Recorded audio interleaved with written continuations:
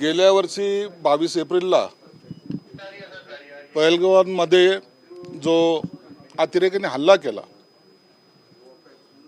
अनेक बहिणींचा कुंकू त्यामुळे पुसलं गेलं। देशातली सर्वात मोठी संतापजनक आणि चीड आणणारी घटना अवघ्या देशांनी पाहिली आणि सर्वजण हळहळले। त्यामध्ये एक मुस्लिम व्यक्ती जो काश्मीरचा आहे, त्यांनी स्वतःच्या जीवाची पर्वा न करता त्या सर्व हिंदू कुटुंबाला वाचवण्याचा प्रयत्न केला। त्यामध्ये त्या अतिरेक्यांनी तू हिंदूला वाचवतोय म्हणून त्याला गोळ्या मारून त्याला ठार केलं। एक कुटुंब तेही उद्ध्वस्त झालं। आणि आमची अशी भावना आहे किंवा आमचा असा समज आहे, तो काही जरी असला तर तो आमचा होता, या देशाचा होता, त्याचं कुटुंब उघड्यावर आलं। आणि म्हणून माननीय उपमुख्यमंत्री एकनाथ शिंदे साहेबांनी एक निर्णय त्या दिवशी घेतला। त्या कुटुंबाला आर्थिक मदत तर केलीच केली, परंतु देश बांधवासाठी अंगावर गोळ्या झेलणारा माणूस म्हणून त्याच्या कुटुंबाला एक चांगलं घर सुद्धा बांधून देण्याचा त्या दिवशी त्यांनी घोषणा केली होती। आणि त्याचा परिणाम शिंदे साहेब जे सांगतात ते करतात। आणि म्हणून त्यांनी आमच्या कार्यकर्ता बाजीराव चव्हाण आहे त्यांच्यावरती जबाबदारी दिली, त्यांच्या सर्व सहकार्यावर जबाबदारी दिली आणि आज ते घर पूर्ण होतंय। उद्या त्या घराची चावी आम्ही त्यांच्या पत्नीच्या हाती सुपूर्द करणार आहोत।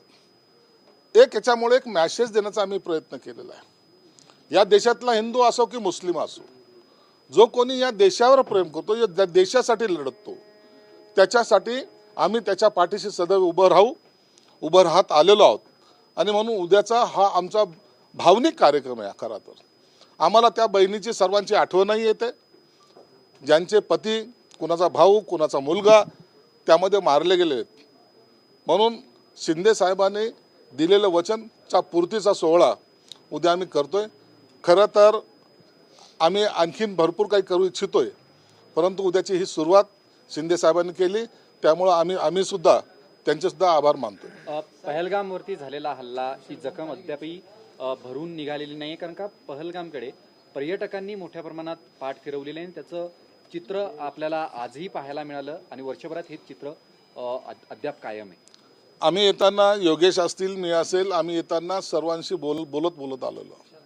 इथलच्या लोकांना त्यांच्याशी संवाद साधला।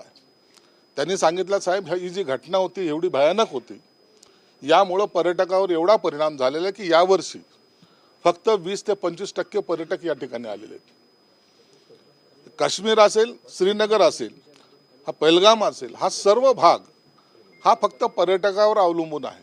आणि जर पर्यटक आले नाही तर या ठिकाणी ज्याला बेरोजगारी ज्याला म्हणतात ती येते। आणि म्हणून ही जखम आजही प्रत्येक भारतीयाच्या मनात आहे, परंतु काही काळ लागेल। आता यापुढे असा हल्ला होऊ नये याची निश्चितच केंद्र शासन दखल घेते। आणि आता आपण जर पाहिलं तर गेल्या 8 महिन्यामध्ये कोणती घटना या काश्मीरमध्ये किंवा श्रीनगरमध्ये घडलेली नाही।